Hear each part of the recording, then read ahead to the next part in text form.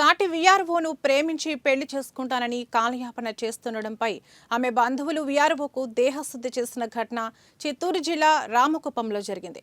కడప జిల్లాకు చెందిన శ్రవణ్ రామకుప్పం మండలం కొంగనపల్లి వీఆర్ఓగా, రామకుప్పం మండలం గిడ్డపల్లికి చెందిన కృపావాణి బందార్లపల్లె సచివాలయ వీఆర్ఓగా పనిచేస్తున్నారు. వీరిద్దరూ 3 ఏళ్లుగా ప్రేమించుకుంటున్నారు.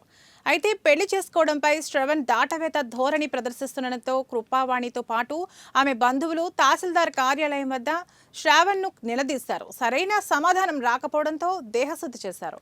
అనంతరం వారు పోలీసులకు ఫోన్ ద్వారా ఫిర్యాదు చేశారు.